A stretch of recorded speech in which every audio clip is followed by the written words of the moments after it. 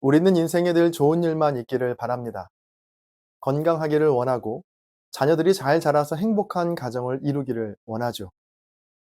또 손주들은 공부도 좀 잘하면 좋겠고 내가 하는 일과 사업도 형통하기를 바랍니다. 신앙생활 역시 마찬가지입니다. 예수님 안에서 복을 가득 받아서 죽어서는 천국에 가고 살아서는 풍성한 삶을 살기를 기대합니다. 만약 인생이 늘 이렇게만 흘러간다면 하나님을 향한 감사와 찬양이 끊이지 않겠죠.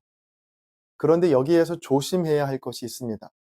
그 감사와 찬양이 하나님을 향한 것이 아닐 수도 있기 때문입니다.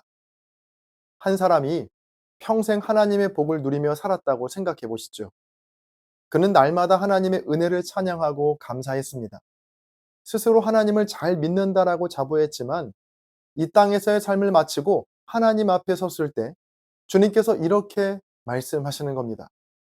너는 나를 사랑한 것이 아니라 내가 준 것들을 사랑했구나. 내 은혜를 기뻐한 것이 아니라 너의 욕심을 채워줄 수단으로 나를 찾았구나. 자, 얼마나 두려운 일입니까? 그의 믿음은 하나님이 아니라 하나님이 주신 것들에 머물러 있었던 것이죠. 그래서 하나님은 때로 고난과 어려움을 통해 우리 믿음의 실체를 드러내십니다. 하나님께서 우리의 믿음을 모르셔서 시험하는 것이 아닙니다.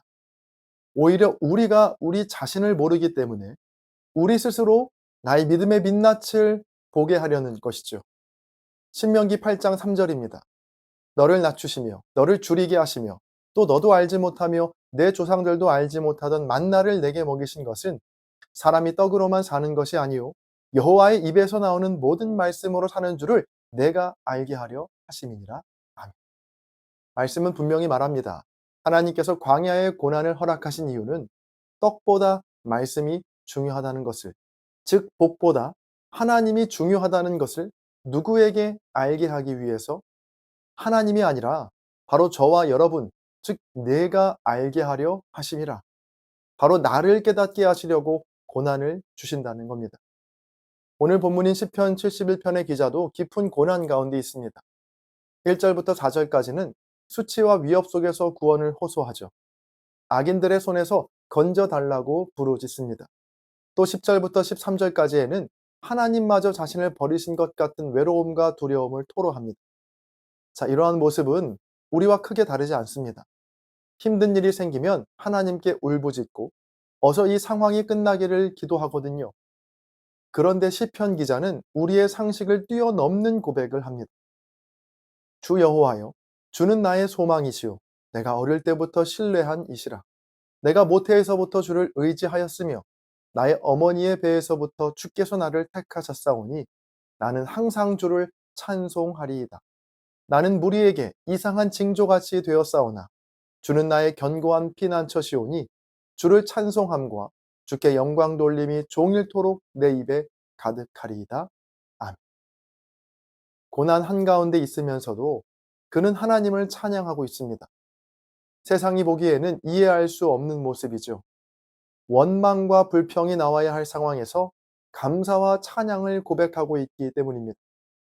자, 그러나 이것은 근거 없는 긍정이나 자기 암시가 아닙니다.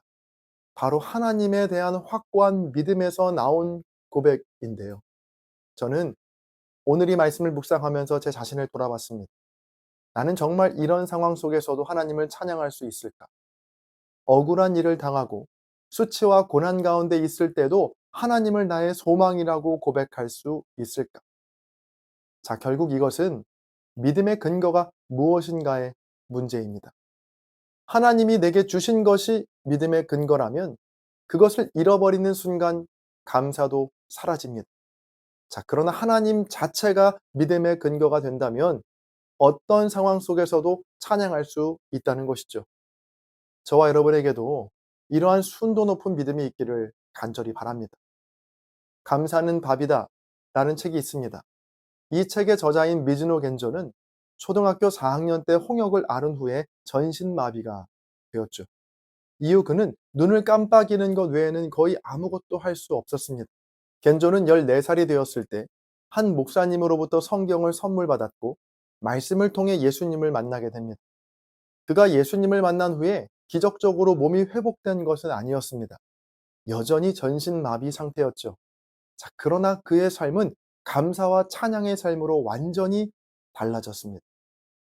겐조의 어머니는 벽에 일본어의 자음과 모음을 붙여놓고 겐조가 눈을 깜빡일 때마다 글자를 받아 적었는데요. 그렇게 그는 수백 편의 시를 남겼고 수많은 사람들에게 복음을 전하는 통로가 되었습니다. 책에 나오는 그의 시 그렇지는 않아 라는 시의 내용은 이렇습니다. 걸어가는 사람은 나 혼자. 그렇지는 않아. 그렇지는 않아. 나의 연약함을 아시는 주님이 나와 함께 걸어가신다. 고민을 하는 사람은 나 혼자. 그렇지는 않아. 그렇지는 않아. 나의 연약함을 아시는 주님이 나와 함께 온회하신다. 기도 드리는 사람은 나 혼자. 그렇지는 않아. 그렇지는 않아. 나의 소원을 아시는 주님이 나와 함께 기도하신다. 전신마비라는 현실은 변하지 않았지만 그는 주님이 나와 함께 하신다는 사실만으로도 감사했습니다. 자, 또 다른 말씀이라는 시에서 그는 이렇게 고백합니다. 하나님, 오늘도 말씀해 주세요. 단 한마디 뿐이어도 좋습니다. 내 마음은 작아서 많이 주셔도 넘쳐버려 아까우니까요. 자, 얼마나 아름다운 고백입니까?